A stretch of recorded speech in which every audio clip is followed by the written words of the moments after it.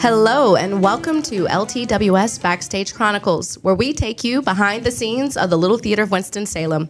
I'm your host, Jessica Perry, and today we have something truly special for you. In this episode, we're diving into Feeding Beatrice, a haunting and thought-provoking play that blends gothic horror with powerful themes of race, class, and identity. We'll explore how food, family, and history shape this gripping story, and who better to help us unpack it than the playwright herself, Kirsten Greenidge. We're also joined by director David Bricquet and cast member Tanisha Watkins, who plays June, to discuss how they're bringing this eerie and emotionally rich play to life. Before we get started, don't forget to subscribe to LTWS Backstage Chronicles on your favorite podcast platforms. If you enjoyed today's episode, leave us a review and share it with a friend. We love hearing from you. Now, let's dig in. Oh, good afternoon, everyone. Thank you for being here with us today. You're welcome. Thanks for having me. So who you just heard was our playwright, Kirsten Greenidge, and I'm going to go ahead and introduce our director, David Bricquet.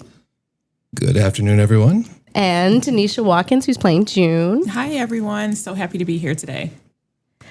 So Kirsten, thank you so much. We really appreciate you taking the time to join us and talk a little bit about your play, Feeding Beatrice. Give us a little bit of background on yourself. Oh, on myself. Well, I'm a playwright. I'm based here in Boston. I also teach theater here at Boston University School of Theater. So I teach playwriting, and then I'm also director of the School of Theater. And teaching, writing, that's basically me in a nutshell. So how'd you get into playwriting? Well,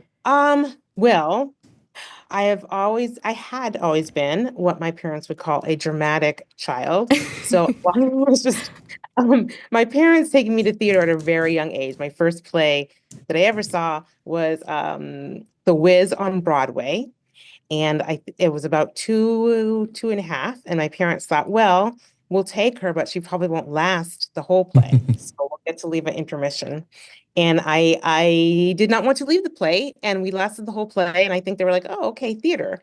It wasn't until I was about in junior high when I thought, this is something I could do. I could be a playwright. And that came out of a field trip to go see Joe Turner's Come and Gone at the Huntington Theater here in Boston, where I'm from. And they took us there to see that play. And I think I just thought, this is definitely what I want to do for the rest of my life. And at that time, there weren't a lot of playwriting programs for kids, for junior high students, high school students. So I soaked up as much writing as I could, poetry as I could, and the creative writing is in school. But when I entered college at Wesleyan University is when I took my first playwriting classes, and then took off from there. Oh, that's wonderful. So Tanisha or David, what's the first play you ever saw? I actually saw Lion King on Broadway. I know we would consider that a musical, but it was really an unforgettable experience. So it's one that's like really stuck with me, and I feel like it's encoded in now my DNA. Yeah. I have to say the first one I can remember would probably be The Crucible. Oh, wow. And that was when I was probably in high school. I know I'd seen something earlier, but that's the one that stuck with me the most because it's the one that evoked those emotions inside of you that you don't forget. Mm-hmm. I have a similar, not similar, but Hamlet was the first live production I had ever seen. And speaking of like plays and shows that draw up feelings and emotions, we have a lot of that in this production of Feeding Beatrice. Just from your perspective, Tanisha, what kind of emotions and feelings have come up for you while exploring the character of June? Yeah, so one of the things that has really jumped out to me about June is that she only says 10% of what she's really thinking. So I think that her internal dialogue is really loud and manifests through her behaviors and her facial expressions. So in portraying June and bringing her to life, I think that is something that really has stuck out to me and that I want to honor when you all see her on stage. So, Kirsten, I'm going to jump back to you. What was your thought process when you were like thinking about June? Was there any inspiration for her? Was she remind you of somebody that you knew, or? Yeah, the inspiration for Feeding Beatrice is a short story called No Bath for the Browns. It appeared in Alfred Hitchcock volume of short stories, and so June, the initial kernels of June came from that couple, the wife in that couple that the short story is based upon, and then uh, I think probably like a lot of my characters based on the people in my life. Probably a little bit of my mom is always usually in there as well. Um, uh, my mom loves houses and setting up home. So like right now, I live in a suburb of Boston with my mom, my husband, my two kids, my sister. And my sister and her child are also part of the household, although they are based in Brooklyn. And we're about to move house. And so much of my mom's stuff was like, well, first of all, it was too much stuff. It was like taking stuff to donate, to throw away. And as I was going through my mom's stuff with her, I was just thinking like, wow, she loves to try to create home wherever she goes. And so some of that love of stuff is like, what can I bring around me?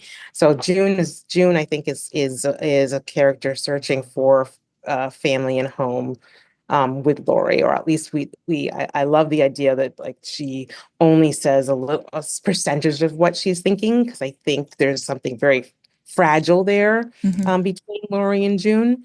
Yeah, so that's where initial kernels of June come from. But like all characters, like they start off as a little etching, and then they hopefully, if I've done my job right, bound off the page and become their own thing. So, David, what has it been like taking those characters and having them, as she said, bound off the page?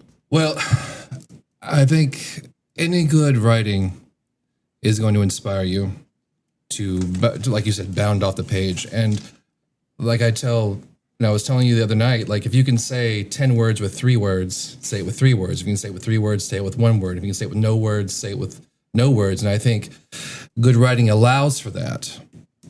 It allows for a lot of subtext. It allows for a lot of words between the lines. And Kirsten, I think you've done a wonderful job at that, and that's a testament to your imagination and your commitment to your craft. And I think it makes my job a lot easier. I know that when I have the privilege as the marketing director to get to read the plays before they go up, before we announce them. And I know that when I read this play, it was the one I was like most excited to see realized on stage. It just, the writing itself, it was so good. And I don't want to spoil anything for those who are coming to see the show, but I know by the end of it, I was just like, wait, what? Wait, what's that? What's just? Wait, what a minute. Wait, what about her mom? Wait, what? What's going on? And I had to go and read it again because I'm like, I had to miss something. What is happening? I love just the twists that are added to this production. And do you write a lot of horror plays? I don't think I write a lot of horror plays. I remember when we did this play in St. Louis, there was one of the people working on the production said, you must have like more horror plays. I was like, oh, I don't, I guess I don't. But I do love being able to play with that genre to kind of amplify creepiness and God, what's that roiling underneath that in horror, like, comes out and bursts out, and forces sounds a little bit too strong, but shifts an audience into a different place in terms of those twists and enjoying that genre of I love mysteries.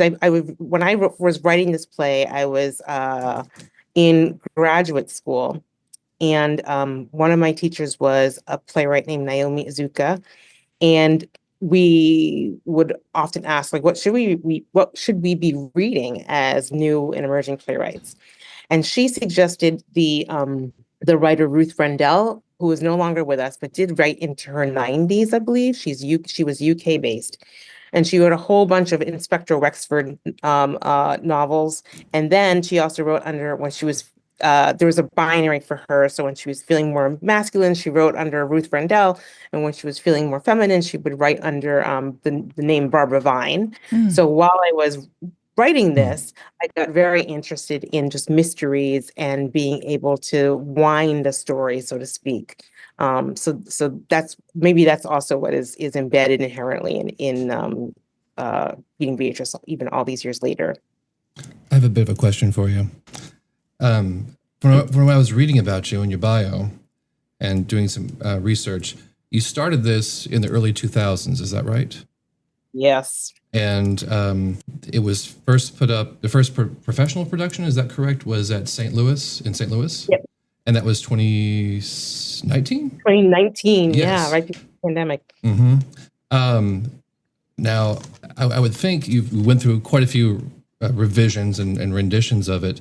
Did the themes change? Did your vision change? Did your message change at all through those different variations? Funny that. So for that production, I was keenly aware it had not had a professional production in like 18, almost 20 years since it had been created.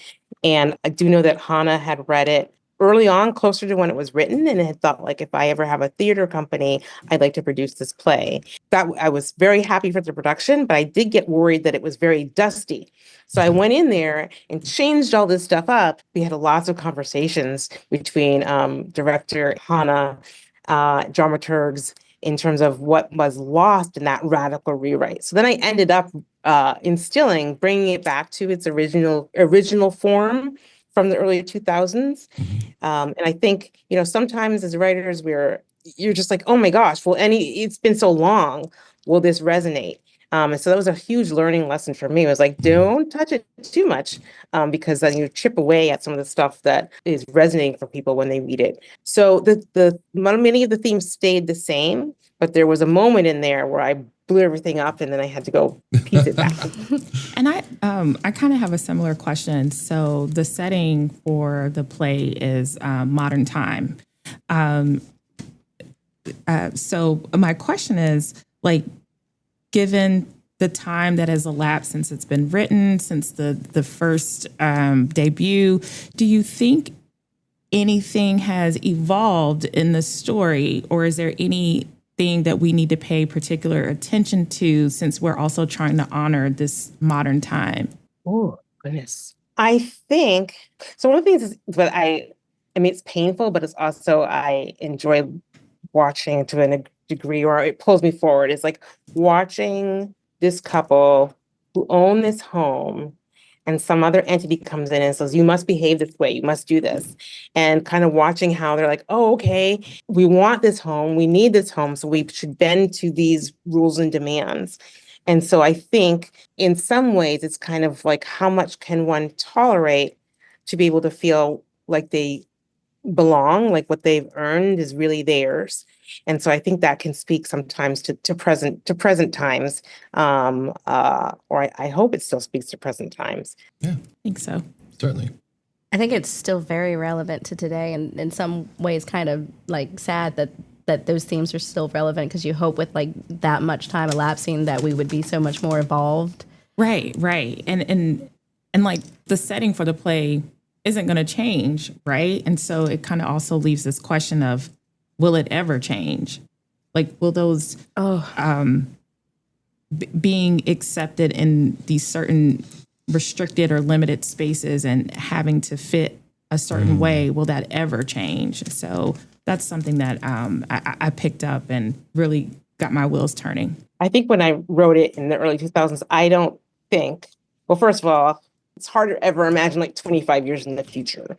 But I think if someone had asked me in 2020, 2001, if I thought the play would resonate in a similar way, I would say like, oh, I hope not. I kind of hope that we've moved by 2025, things have shifted in a way where the play won't feel as resonant, because things have shifted, things around this mythological, this imaginary home have changed. Something for us and the audience to think about when they see the production. I have a question. It's kind of like a fun question.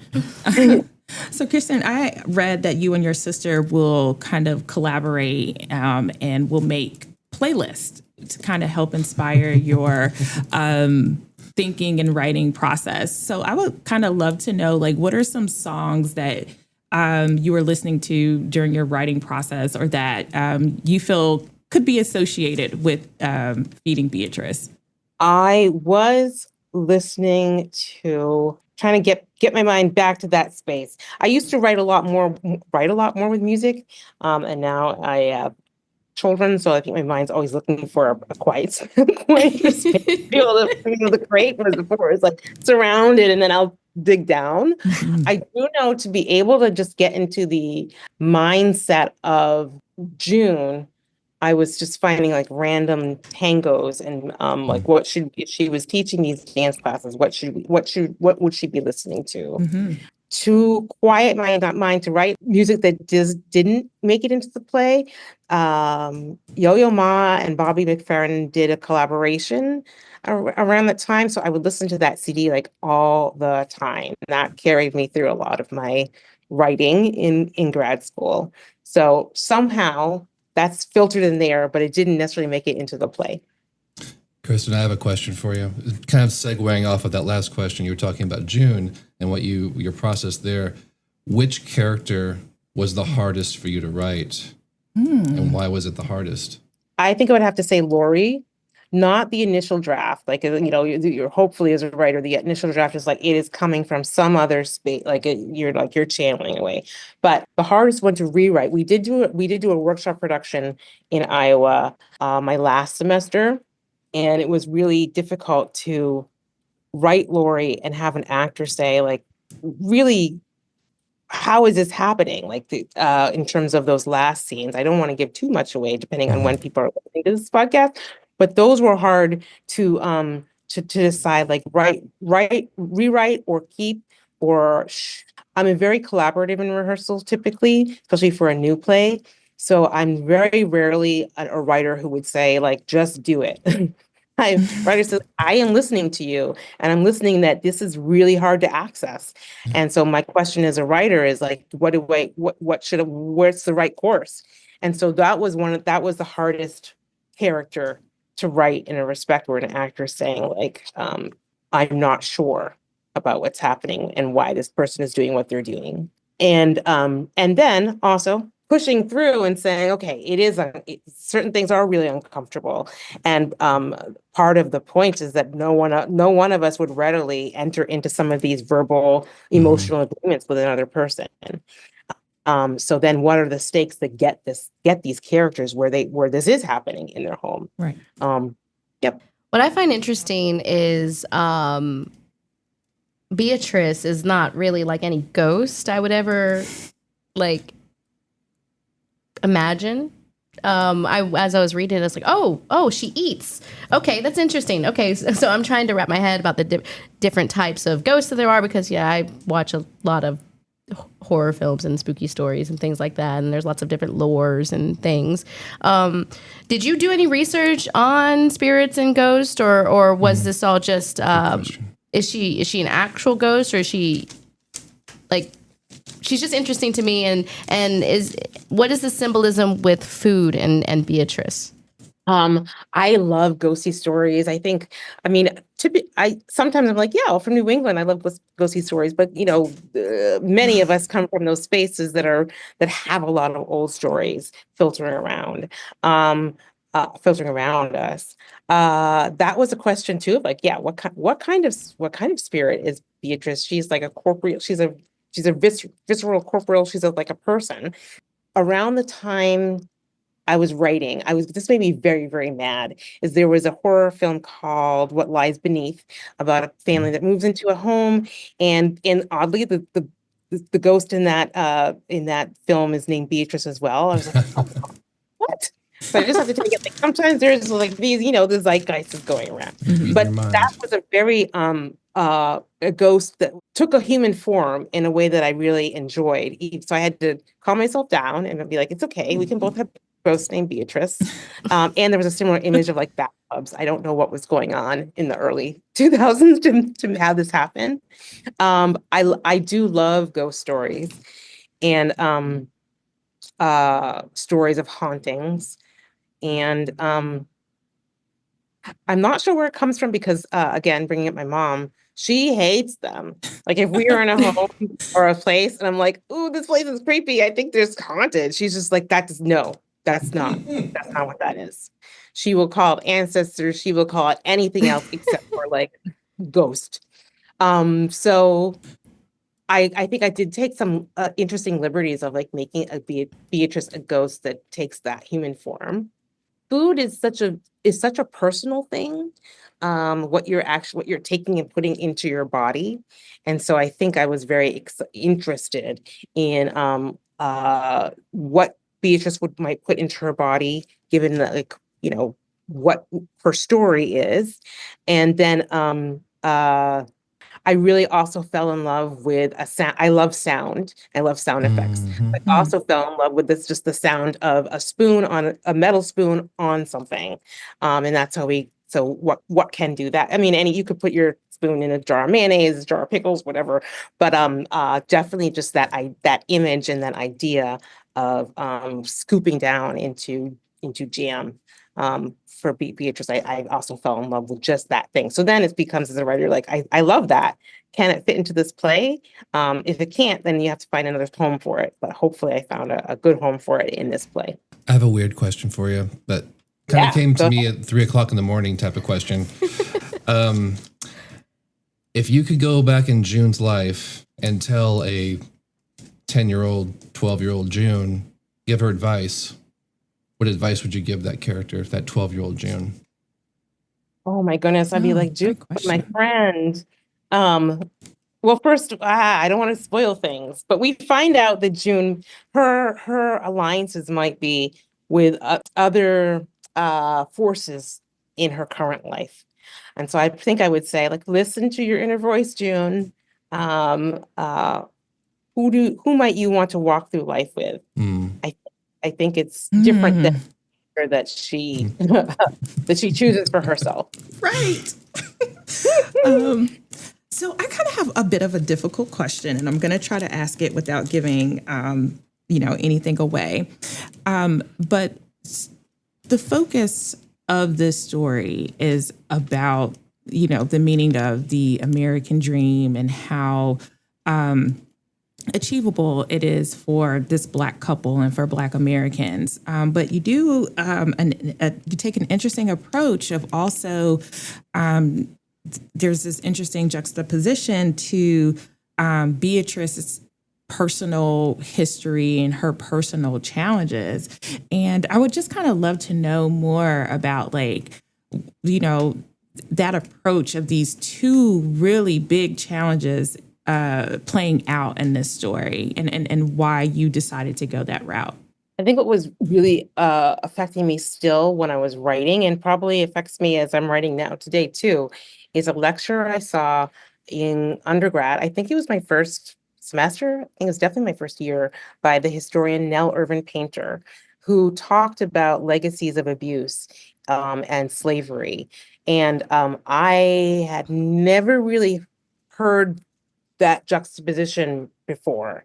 And so that I got very interested in that. So I think I could probably say that has influenced that lecture, that one, sitting there for an hour and a half when I was 18 years old with a guest historian, at college, and having her tell me something, or tell all of us, I was not the only one there, that just blew my mind in a way that was like, oh, I had never thought of that. Mm-hmm. I had never thought of how, if one grows up as an enslaved person, what you're being taught about abuse and what is allowed to happen to you, sanctioned to happen to you, and how that might affect your children 5 generations later, 10 generations later. I was very, very interested in that. I will also say that I come from a family of teachers and social workers. So that idea of abuse is something that we talked about a lot in my household. And so I just got very, very interested in it. What are those legacies? And so thinking about that with Beatrice, and then how one, I don't know, when you're encountered with that, how do two people have encountered abuse in different ways, or two sets of people come together and have to find a way, come into conflict with each other? I was going to say find a way to live together. I don't think there's any living with Beatrice. No. I don't think that's the task of the play or the characters in the play is to find a way to live together. But I also don't want to give away too much away. I don't know. Does that answer your question a little bit? It does. It answers my question a lot. One thing I love about working with Tanisha here is that she is a teacher as well. She is a professor, and she has a very methodical and logical way of approaching a character. It's emotional too, but she does a very good job of like covering different angles and just very, very much a curious mind about approaching the character. And so I think that makes you a very good June. Thanks. And you're doing a great job with it. Yeah. Well, Kirsten, you've given us a lot to be curious about. And, I feel, again, I've said this, like just very honored, especially at this time and this current environment, to be able to bring June to the stage. And so I hold that with great responsibility. And it's part of why my approach is so rigorous. Yeah, rigorous is a great word for it. So just a little off topic. What are you a professor of?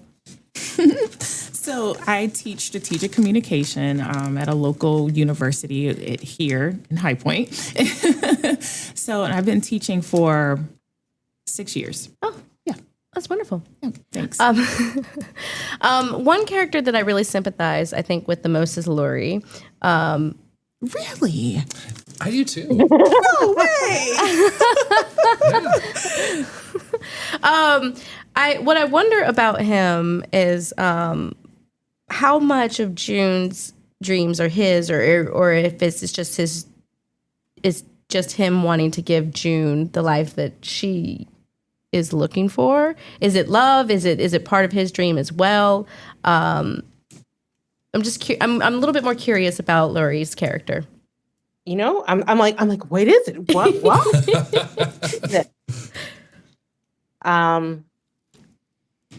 But I'm hoping that speaks to, like, for some relationships, that tug of what do we want together?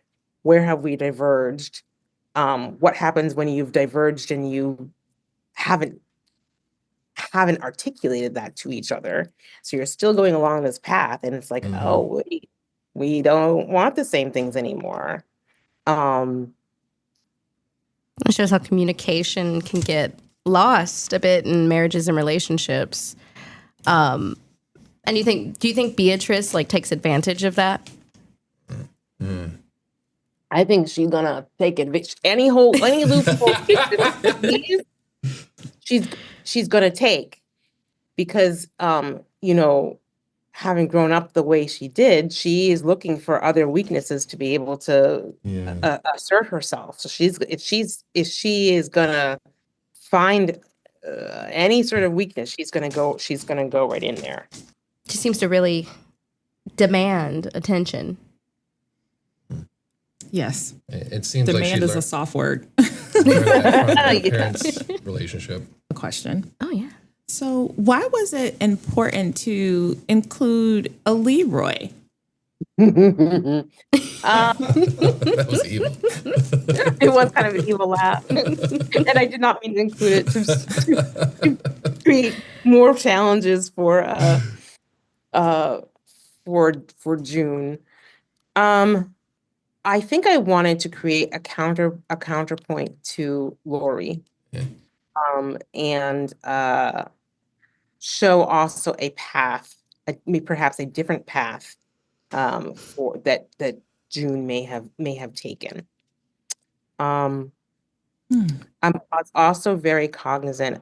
So we've got a Black family on stage, violence happens to these Black people.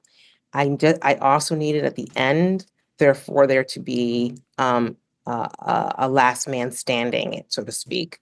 I don't know if that gives away too much, but that last image, I did not want it to be a last image where we, I was just very, I think, I feel like, oh no, if I say that, I'm going to give away. But I was very cognizant of the last image, the last moments of that play and who we're left with.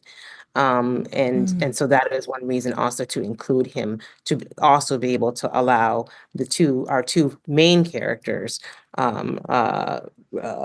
run the course that I wanted them to run when I first started building this play. I think Leroy kind of also like gives a different perspective. Like I don't know, it seems like he's saying like the American dream is subjective, and it doesn't have to be this super posh neighborhood and this super extravagant house in this community. You don't have to go by the white standard. Right. Yeah. I think that's, I mean, you can correct me if I'm wrong, but from reading it, it just kind of seems like it helps like say, like give people perspective. Like we all think of the American dream to be a certain thing, but like it could be anything that, I mean, makes you happy. Mm-hmm. Yeah. I think he really encourages us to reimagine that dream and to think more deeply about overall what you gain and what you give up, or potentially could give up. And it's okay to rethink those things. Reminds me of a conversation I had. My mom is featuring prominently in our time together, but really a long time ago. And I was little. I was in grade school, and we were talking about college, and like, do you go to college after high school? And I was quite young, and I think I asked her what the purpose of. It might have been as simple as, because I was younger, what is the purpose of life? And maybe she asked, she's a teacher, so she probably asked me that, like, gotcha. And so she asked me that. And I said, well, the purpose of life is to be happy. I am a middle class kid. So the purpose of life is to be happy and to work hard and you have to be happy. And she was like, no. The purpose of life is not to be happy. The purpose of life is to work hard, get a good job, and then pass it on to your kids for them to keep working hard. And it was I was just like, I don't think I agree with this. Not say that to her. Not that I was in a space where she liked when we disagreed, but she did feel like, no, I'm right about this. And I think that just planted a little seed in me, is like, what is the purpose of all of this? And if you see, like my grandparents were very active in the civil rights movement. And my grandmother was secretary of the NAACP here in Boston. And so do they talk about that at all? But their struggle was supposed to make I was feeling like, what is the purpose of their struggle, if not to eventually, if it's not me, my kids or their kids eventually get to a place where you are able to enjoy all that life has to give and offer, if their sacrifices are getting us there. And it was very interesting talking to my mom, who was like, no, that's not it. So I think part of that has lend itself to this play as well. So with that in mind, I'm sorry. Oh, no, go ahead. No, go ahead. With that in mind, how would you feel you would be a success as a writer? What would you want people to take away from your plays? Not just this one, but any play. What would make you feel like your purpose has been fulfilled as a writer and as successful? I think it's when an audience member leaves with one, to move an audience. So it doesn't always have to be a sad ending. It just, theater is not stasis. So somehow some change has to happen, so that by the end of the play, someone's like, oh, wow, I did not anticipate what happened in the play. And it moved me to seeing things in a different way or experiencing story in a different way. So whatever movement happens, I think I've been a successful playwright. I'm always delighted well, maybe not delighted all the time, but so hopefully most of the time when an audience arrives at a place where they've been moved that is different than what I anticipated. Sometimes that makes people mad. And then it's like, okay, well, I don't want to be in a room full of mad people, but I do know part of my job is the words on the page are going to need to have us move somewhere. And I see that an audience started with a certain mindset and it shifted. I When I watch my own plays, typically my favorite place to sit is in the back, on an aisle. And so I love to watch audience. I love to Yes. discover stuff. Yeah, I love it. Same here. And so on this journey that is filled, many of my plays, when maybe there are painful moments, but I also want to make sure that I'm creating a round and multifaceted enough view of this moment in time or moments in time that we get laughter in there. We get a varying degree of emotion. So hopefully, if I've done my job, I haven't. The audience is just not sitting there in shock and horror. And there's quite a few comedic moments in this play, which is what I love, because that's life. Life is not all dramatic or all funny. I like dramatic comedies and things that blend in. And like you were saying, like theater, it's meant to make you feel something, whether good or bad. And some people who come and see shows, if they're not completely enmeshed in theater and have that understanding, it could make them feel something. They're like, I didn't like it. Like, no, you're not necessarily meant to like everything. Yeah. Maybe that's the point, that it was supposed to make you upset, or it was supposed to make you angry. It's supposed to make you feel something, and then like make you ask questions. And what I really love about this play, Feeding Beatrice, is that when I'm done, I have so many questions. I kind of want there to be a sequel. Is there one? We have to find a lot more jam. Coming right up with a lot more jam. I do. If I've prompted an audience to ask questions, and I feel like I've also done my job. It's funny, like maybe not as funny, but plays, seeing live, there's something that happens when you're seeing something live, seeing live beings on stage. A play can make you feel things just because you're in this communal space in a way that like a movie one finds distasteful doesn't make you go to all these different depths. But if an audience is left asking questions, I think I've also, for the right kind of questions, I think I've also done my job. I'm really excited for everyone to see this production, because I've been excited about it for like over a year now. Do you have any more questions that you'd like to ask? Tanisha? Well, we were just talking about audience reaction. Has anything surprised you about, have you gotten an unexpected reaction from an audience member and you're just like, oh, I didn't anticipate that? Sometimes what happens with my plays is that part of what I'm doing on paper is just investigating what it is like to be human. And there's so many different types of human. There are so many different types of Black people. And sometimes audiences, especially with a first play that's like maybe had no productions yet or early on, people can sometimes get upset. Why have you, and the biggest question, which is like, why as a Black writer are you putting Black people on stage doing these things that I don't like to see? So that when I first started writing, that I found that very very hurtful. I was like, but I am Black and I'm having these experiences. So somewhere out there's other people who might be having a similar experience. But then again, in terms of just thinking about one of my jobs is to provoke questions and curiosities. And so sometimes it's just like persons like that. This just isn't, I was going to say a pun, like it's just not their jam. It's just not for them.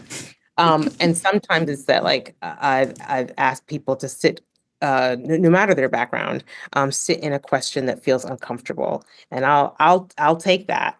But sometimes a person's first reaction isn't, oh, I'm questioning, or I'm learning something, or this is something I haven't seen before. Sometimes our immediate reaction is like, I don't want to do that. I don't want to see that.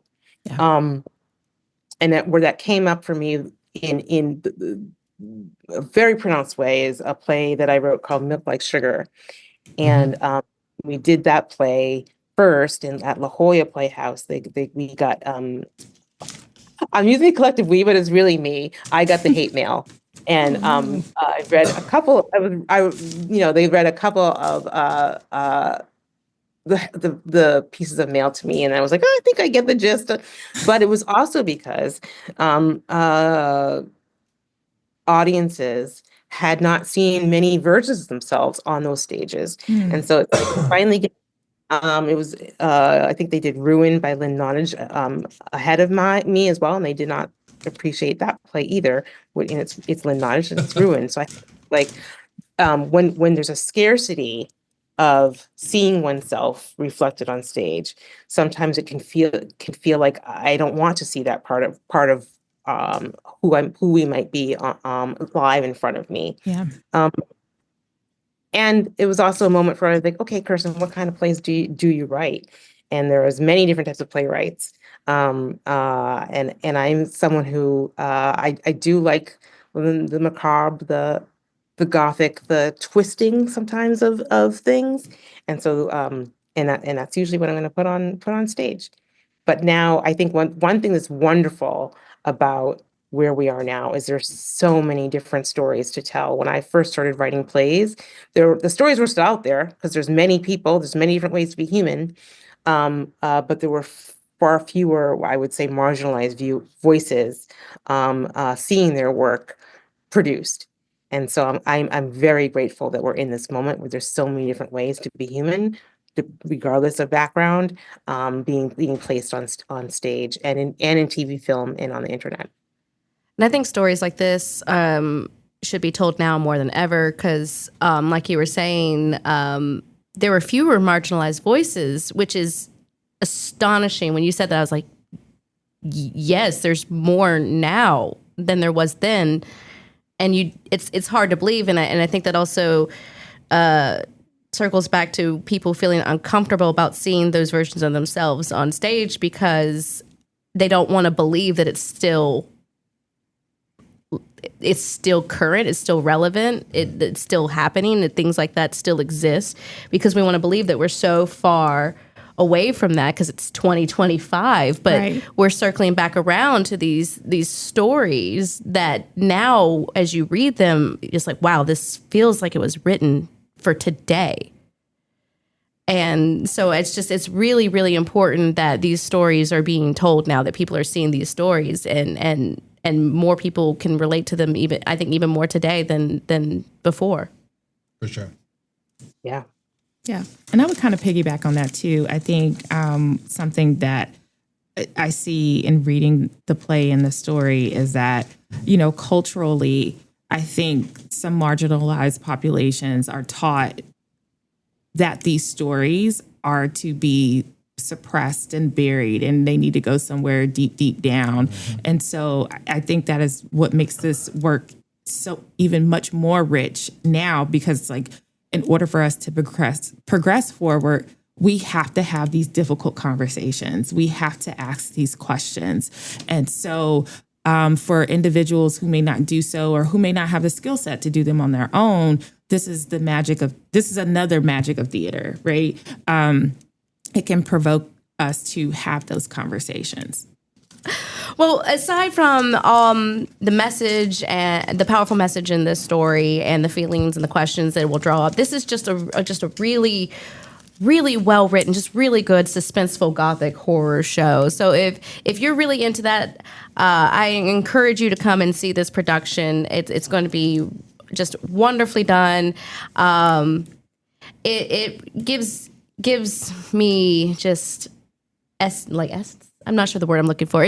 I love Edgar Allan Poe and a lot of his, and he never considered himself a horror writer. Actually, he thought he was thought himself was more of a poet and a comedian, a mystery writer as well. So you were talking about how your styles of writing is mystery, and you love mysteries and horrors and things like that. I'm like, this is just reminding me of Edgar Allan Poe, who also lived in Boston. Now that I have you, did you draw any inspiration from Edgar Allan Poe, being from Boston as well? I think there's always that specter of like Poe ness in terms of me being a New England writer. Like I don't think I drew directly necessarily. But definitely that idea of, there's the adage that every good play behaves like a mystery. So that definitely was wound into that as a model. It was like, okay, what questions are we meant to ask at the end of each scene, at the end of I think at one point the play was much longer. So at the end, at the end of each movement, so to speak, what questions are we asking? In the same way one might ask a play, like, not a play, a mystery. It's like, who, what, where, why? Kirsten, I want to know what play breaks your heart, just makes you feel those good feelings. What does this Whenever really I move ask you? these questions, I'm always like, oh my gosh, what have I seen? And I always go right back to the last thing I've seen. And so the last play I saw was a musical. It was a few days ago. It was The Lightning Thief and Percy Jackson. Full disclosure, my 15-year-old was doing an ASM, was the assistant stage manager as part of a teen apprenticeship program. But what was heartbreaking is that I was just thinking of mythology and thinking, okay, so my kids love that series, and we listened to it maybe on repeat for 3 years, and it's huge and it's epic. And what it got distilled down to on Friday night when I saw it was just watching this young boy who had been taught, because he is dyslexic and has ADHD and get moved around from school to school. There's a line that is said in the dialogue and then in several of the songs of like I think it's like 6 schools, 6 years. That broke my heart in terms of where we are, just in terms of how we support young people's learning and where they can find those spaces where they're able to be their best selves. The idea of, I don't know, I turned to my husband, I was like, I don't think I can handle this. This is too sad. And he was like, girl, we're not going to leave.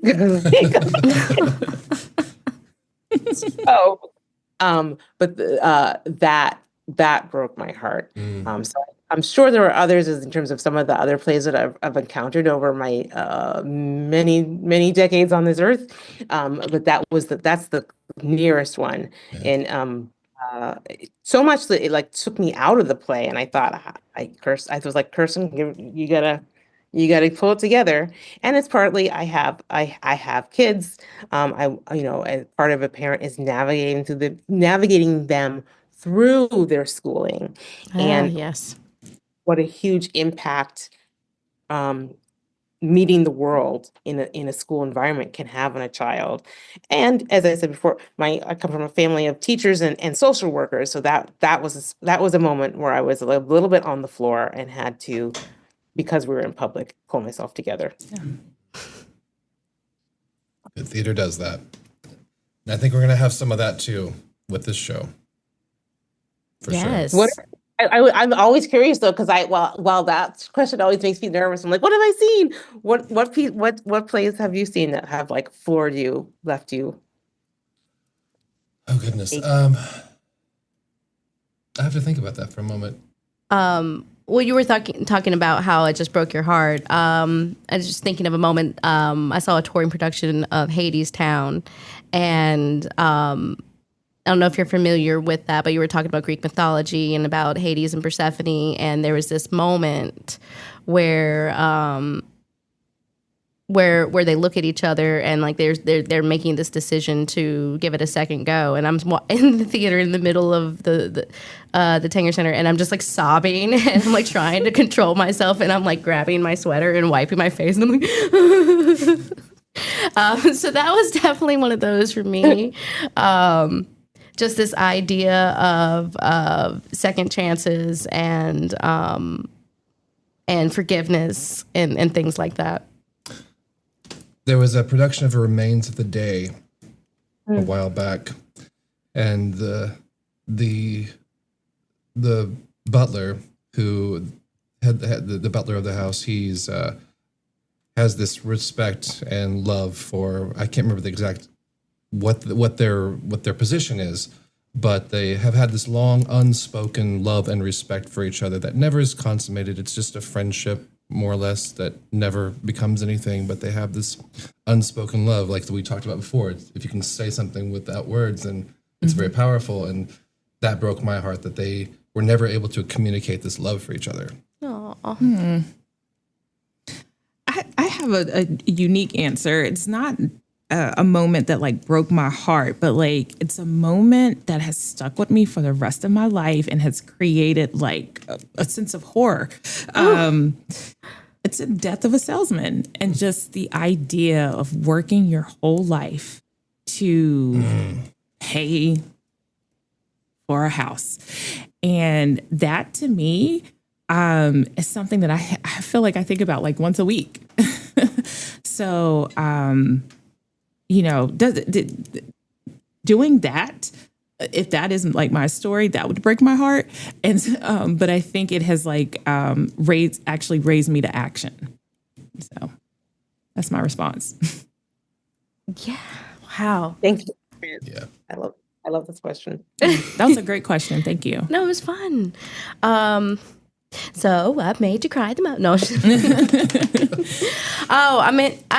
We've been enjoying just talking with you this entire time. I wish we had even more time to just sit here and just talk theater and talk about your show and more shows as well. But before we go, are there any final words? Anything you would like to?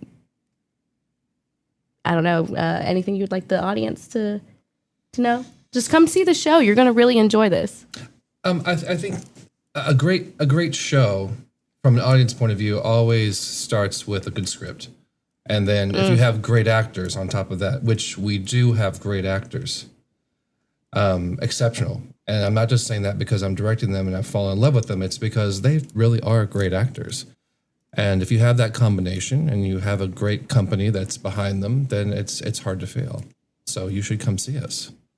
And, like I said, we have a great script. We have a great writer here and who we've talked to. And I'm very thankful that we've had this moment to share with you. And we were very honored and privileged to get to tell your story. Oh, thank you for telling my story. And it's an honor to be here. And it's really lovely and an honor to know that my words are living, breathing somewhere. So thank you. Thank you. Thank you. Thank you. Well, that's a wrap on today's episode of LTWS Backstage Chronicles. A huge thank you to Kirsten Greenidge for being here with us today, as well as to David Bricquet and Tanisha Watkins for sharing their insights on Feeding Beatrice. And if you liked what you heard, be sure to subscribe and leave us a review and share the podcast. You can find LTWS Backstage Chronicles on all major streaming platforms. And for updates on productions, tickets, and events, visit us at ltofws.org. Stay tuned for our next episode where we will continue to bring you exciting behind-the-scenes stories from the world of theater. Until next time, I'm Jessica Perry, and thanks for joining us at the Little Theater of Winston-Salem. A special thanks to Such and Such Media, our 90th season media sponsor. Whatever your podcasting needs, they've got you covered. And as always, we'll see you at the theater. The views and opinions of this podcast are those of the contributor and not necessarily those of our distributors and hosting company. This podcast is copyrighted. Use of this podcast without express permission may result in alien blood-sucking plants taking over the world. You have been warned.